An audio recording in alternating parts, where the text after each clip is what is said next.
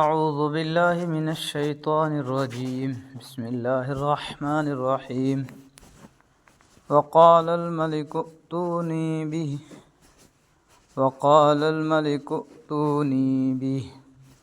فلما جاءه الرسول قال ارجع إلى ربك فاسأله ما بال النسوة اللاتي قطعن أيديهن إن ربي بكيدهن عليم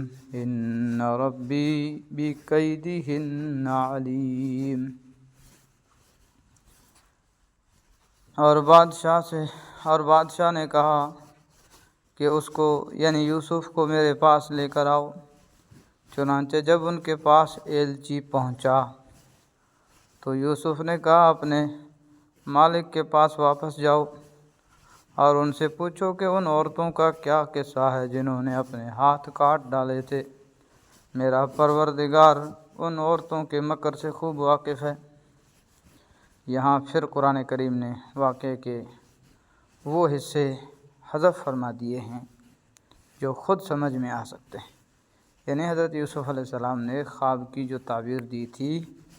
وہ بادشاہ کو بتائی گئی۔ بادشاہ نے تعبیر سن کر ان کو قدردانی کے طور پر اپنے پاس بلوانا چاہا اور اس مقصد کے لیے اپنا ایک ایلچی بھیجا۔ اس موقع پر حضرت یوسف علیہ السلام نے چاہا کہ اپنی رہائی سے پہلے اس جھوٹے الزام کی واضح طور پر صفائی کروائیں۔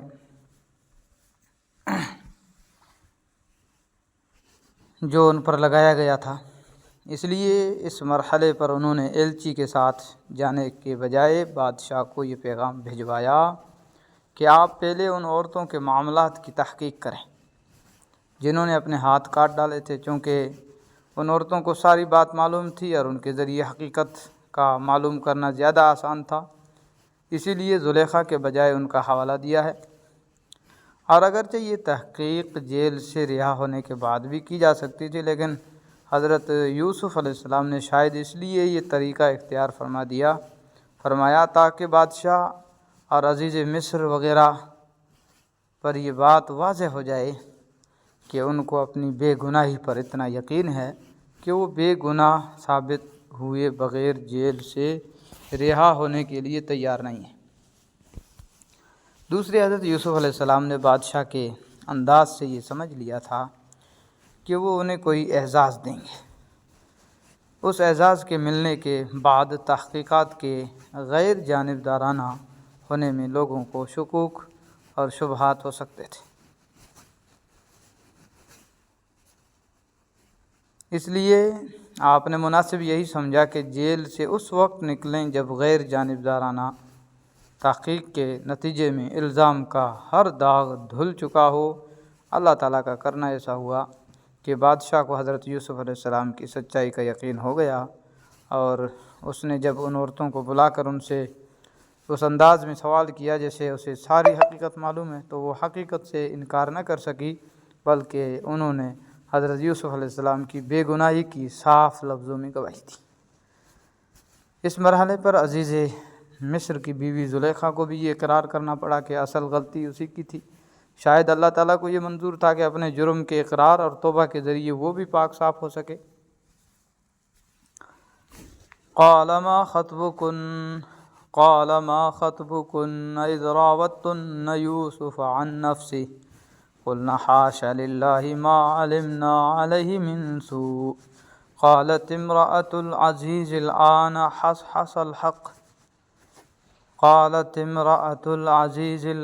حصحص الحق أنا راودته عن نفسه وإنه لمن الصادقين۔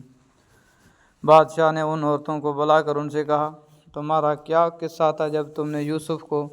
ورغلانے کی کوشش کی تھی؟ ان سب عورتوں نے کہا کہ حاشا للہ، ہم کو ان میں ذرا بھی کوئی برائی معلوم نہیں ہوئی۔ عزیز کی بیوی نے کہا، اب تو حق بات سب پر کھل ہی گئی ہے، میں نے ہی ان کو ورغلانے کی کوشش کی تھی، اور حقیقت یہ ہے کہ وہ بالکل سچے ہیں۔ ذالک لیعلم انی لم اخنہ بالغیب وان اللہ لا یہدی کید الخائنین۔ جب یوسف کو قید خانے میں اس گفتگو کی خبر ملی تو انہوں نے کہا کہ یہ سب کچھ میں نے اس لیے کیا تاکہ عزیز کو یہ بات یقین کے ساتھ معلوم ہو جائے کہ میں نے اس کی غیر موجودگی میں اس کے ساتھ کوئی خیانت نہیں کی، اور یہ بھی کہ جو لوگ خیانت کرتے ہیں اللہ ان کے فریب کو چلنے نہیں دیتا۔ وما ابرئ نفسی ان النفس لامارۃ بالسوء الا ما رحم ربی ان ربی غفور رحیم۔ اور میں یہ دعویٰ نہیں کرتا کہ میرا نفس بالکل پاک صاف ہے، واقعہ یہ ہے کہ نفس تو برائی کی تلقین کرتا ہی رہتا ہے، ہاں میرا رب رحم فرما دے تو بات اور ہے کہ اس صورت میں نفس کا کوئی داؤ نہیں چلتا، بے شک میرا رب بہت بخشنے والا بڑا مہربان ہے۔ حضرت یوسف علیہ السلام کی تواضع اور عبدیت کا کمال دیکھیے کہ اس موقع پر جب ان کی بے گناہی خود ان عورتوں کے اعتراف سے ثابت ہو گئی، تب بھی اس پر اپنی بڑائی کا مظاہرہ کرنے کے بجائے یہ فرما رہے ہیں کہ میں اسے انتہائی خطرناک جال سے جو بچا ہوں اس میں میرا کوئی کمال نہیں، نفس تو میرے پاس بھی ہے جو انسان کو برائی کی تلقین کرتا رہتا ہے، لیکن یہ اللہ تعالیٰ کا رحم و کرم ہے کہ وہ جس کو چاہتا ہے اس کے فریب سے بچا لیتا ہے۔ البتہ دوسرے دلائل سے یہ بات واضح ہے کہ اللہ تعالیٰ کا یہ رحم و کرم اسی پر ہوتا ہے جو گناہ سے بچنے کے لیے اپنی سی کوشش کر گزرے، جیسے حضرت یوسف علیہ السلام نے دروازے تک بھاگ کر کی تھی، اور ساتھ ہی اللہ تعالیٰ سے رجوع کر کے اس سے پناہ مانگے۔ وقال الملك ائتوني به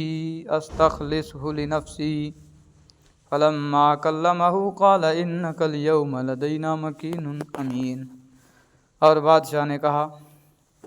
کہ اس کو میرے پاس لے آؤ، میں اسے خالص اپنا معاون بناؤں گا۔ چنانچہ جب یوسف بادشاہ کے پاس آ گئے اور بادشاہ نے ان سے باتیں کی تو اس نے کہا آج سے ہمارے پاس تمہارا بڑا مرتبہ ہوگا اور تم پر پورا بھروسہ کیا جائے گا۔ بادشاہ نے حضرت یوسف علیہ السلام سے جو باتیں کی ان کی تفصیل بعض روایات میں اس طرح آئی ہے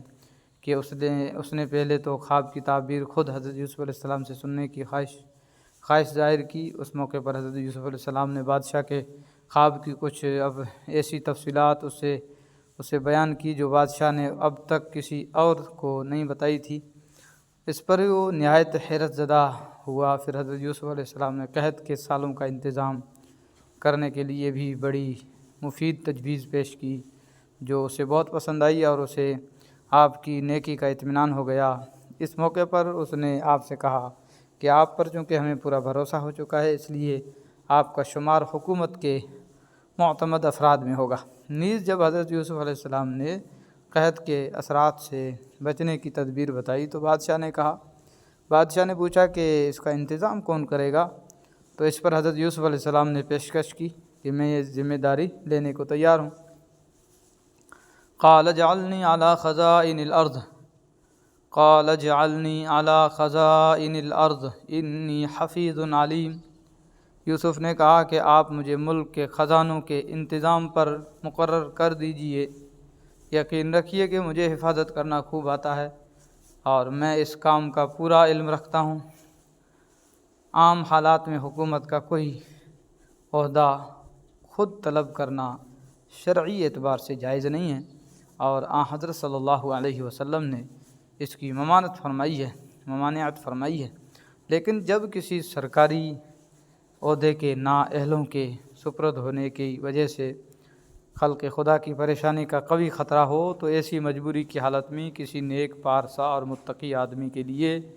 عہدے کا طلب کرنا جائز ہے۔ جہاں حضرت یوسف علیہ السلام کو اندیشہ تھا کہ قحط کا جو زمانہ آنے والا ہے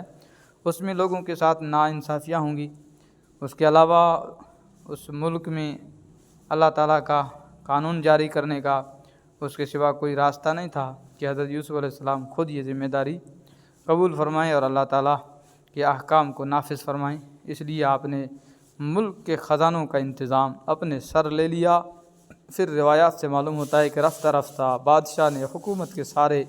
اختیارات انہی کے سپرد کر دیے تھے اور پورے ملک کے حکمران بن گئے تھے